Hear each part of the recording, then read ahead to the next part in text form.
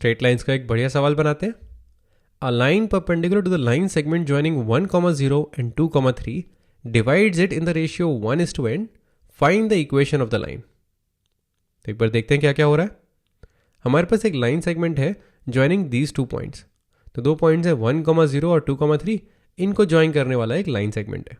ठीक है, अब इस लाइन सेगमेंट के परपेंडिकुलर एक लाइन जा रही है।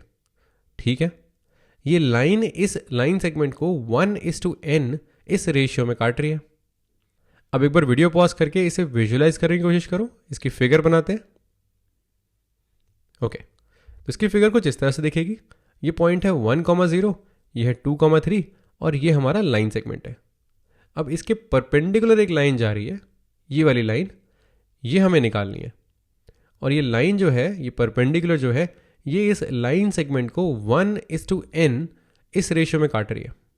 अब ये हमारा सिनेरियो है, हमें इस परपेंडिकुलर की इक्वेशन निकालनी है। एक बार वीडियो पॉज करके स्ट्रैटेजी सोचने की कोशिश करो, कैसे अप्रोच करेंगे इस क्वेश्चन को। इसके काफ़ी सारे पार्ट्स हैं। ओके, अब साथ में करते हैं। तो सबसे पहली चीज़ तो जो हम कर सकते हैं वो है सेक्शन फॉर्मूला यूज़ कर सकते हैं। इस लाइन सेगमेंट को, ये जो पॉइंट ऑफ इंटरसेक्शन है, ये जो पॉइंट इन दोनों लाइंस पे लाई कर रहा है, ये पॉइंट ऑफ इंटरसेक्शन ये भी तो 1:n की रेशियो में काट रहा है।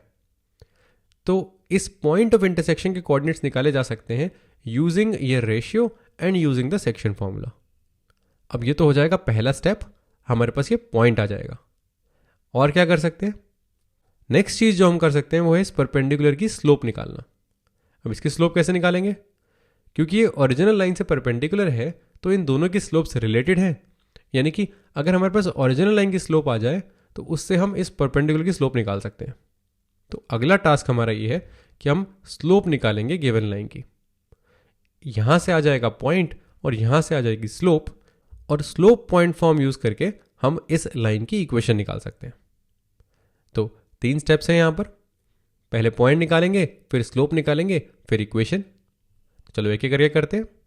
अगर तुम चाहो तो तुम वीडियो पॉज करके इसे खुद से ट्राई कर सकते हो। आंसर जो है वो n के टर्म्स में आएगा। जैसे जैसे n चेंज होगा वैसे वैसे हमारी लाइन चेंज होगी, वैसे वैसे रेशियो हिलेगा, ये लाइन ऊपर नीचे जाएगी। हाँ, ये हमेशा परपेंडिकुलर रहेगी, लेकिन इसकी इक्वेशन हमेशा n की टर्म्स में आएगी। ओके, साथ में करते हैं। तो पहले निकालते हैं पॉइंट। तो पॉइंट निकालने के लिए सेक्शन फॉर्मूला यूज करना पड़ेगा। सेक्शन फॉर्मूला कहता है कि अगर कोई पॉइंट किसी लाइन सेगमेंट को m:n रेशियो में तोड़ रहा है तो इसके एंड पॉइंट के coordinates x1, y1, x2, y2 हैं। तो जो पॉइंट है, ये जो इस लाइन सेगमेंट को तोड़ रहा है, उसके x और y कोऑर्डिनेट्स इस तरह से होंगे। x कोऑर्डिनेट होगा mx2 + nx1 / m+n और y कोऑर्डिनेट होगा my2 + ny1 / m+n। यहाँ पर x2 x1 है, यहाँ पर y2 y1 है। अब इसको याद करने का तरीका मेरे दिमाग में कुछ इस तरह से है। ये जो रेशियो है 1, ये इस 2 से मल्टीप्लाई होगा और ये n, ये इस 1 से मल्टीप्लाई होगा। सिर्फ x कोऑर्डिनेट देखने हैं। ऐसा करने से हमारा ये न्यूमरेटर आ जाएगा। इसको डिवाइड करना है 1 + n से। ये जो m और n रेशियो है, इन दोनों को ऐड करना है 1 + n से। ये हमें देगा इस पॉइंट का x कोऑर्डिनेट, वैसे ही हमें इसका y कोऑर्डिनेट मिलेगा। तो चलो साथ में करते हैं। तो इसका x कोऑर्डिनेट हो जाएगा n × 1 + 1 × 2 डिवाइडेड बाय n + 1, और इसका y कोऑर्डिनेट हो जाएगा n × 0। यहाँ पर इसका y कोऑर्डिनेट 0 है तो हो जाएगा n × 0 + 1 × 3 डिवाइडेड बाय n + 1। इसको सिंप्लीफाई करते हैं। तो जो पॉइंट है, जो इस इंटरसेक्शन पे है, पॉइंट ऑफ इंटरसेक्शन जिसे हम बोलते हैं, इसके x कोऑर्डिनेट और y कोऑर्डिनेट कुछ इस तरह से हो जाएंगे। ये हो जाएगा n + 2 / n + 1, और ये हो जाएगा, क्योंकि ये 0 है तो ये हो जाएगा 3 / n + 1। अब हमारा पॉइंट आ गया। ध्यान देने वाली बात यह है कि ये जो पॉइंट है ये भी n के टर्म्स में आएगा। जैसे जैसे रेशियो चेंज होगा, n की वैल्यू चेंज होगी, वैसे वैसे पॉइंट भी ऊपर नीचे जाएगा लाइन पे। तो इसका पॉइंट जो है इंटरसेक्शन का, ये भी n पे डिपेंड करता है। ठीक है, पॉइंट आ गया। अब निकालते हैं स्लोप। तो ओरिजिनल लाइन की स्लोप क्या होगी? इसकी स्लोप होगी y2 - y1 / x2 - x1। ये दोनों पॉइंट्स यूज करेंगे इसके। ये हो जाएगा 3 - 0 / 2 - 1, यानी कि 3/1। इसकी स्लोप हो जाएगी 3। अब इसकी स्लोप से इसकी स्लोप कैसे निकालें? सोचो इसके बारे में। परपेंडिकुलर लाइंस की जो स्लोप होती है वो रिलेटेड होती है। अगर दो लाइंस परपेंडिकुलर हैं तो उनकी स्लोप हो जाएंगी m1 times m2 equals to -1। इस तरह से रिलेटेड होती है। तो अगर एक स्लोप 3 है तो दूसरी हो जाएगी -1/3, दोनों का प्रोडक्ट -1 आएगा। तो जो लाइन हम निकालना चाह रहे हैं उसकी स्लोप हो जाएगी -1/3 यानी कि -1/3। तो यहाँ से हमारी स्लोप आ गई।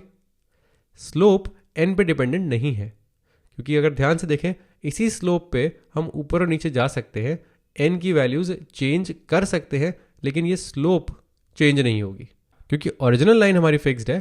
परपेंडिकुलर लाइन जो है उसकी स्लोप भी फिक्स्ड रहेगी। तो इसकी स्लोप है -1/3। स्लोप आ गई, पॉइंट आ गया। अब स्लोप पॉइंट फॉर्म से इक्वेशन निकाल सकते हैं। तो इक्वेशन होती है y - y1 equals to m times x - x1। यहाँ पर x1 y1 डाल देंगे पॉइंट ऑफ इंटरसेक्शन और स्लोप डाल देंगे -1/3।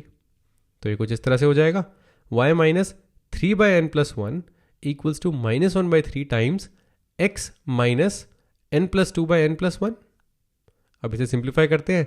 यहाँ डिनोमिनेटर में n+1 है, यहाँ डिनोमिनेटर में -3/n+1 है। तो n+1 कट जाएगा, -3 यहाँ ऊपर आ जाएगा।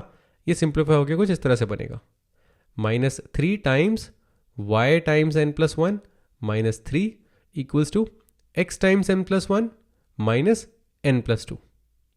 एक बार तुम खुद से करके देखो, यही आंसर आएगा। ओके, अब इसे सिंप्लीफाई करते हैं।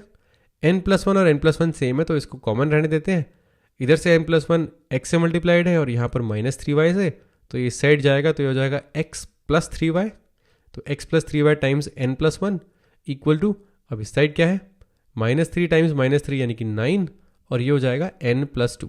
तो 9 + n+2, और इसको लिख सकते हैं x + 3y equals to n + 11, और डिनोमिनेटर में आ जाएगा n+1। तो ये हमारी इक्वेशन आ जाएगी इस परपेंडिकुलर की, जो इस लाइन सेगमेंट को 1:n में तोड़ रहा है, और ये लाइन सेगमेंट इन दोनों गिवन पॉइंट्स को जोड़ के बन रहा है। और जैसा कि हमने सोचा था, इस लाइन की इक्वेशन भी n पे डिपेंड करेगी। जैसे जैसे n चेंज होगा इसका रेशियो चेंज होगा और लाइन की इक्वेशन भी चेंज होगी।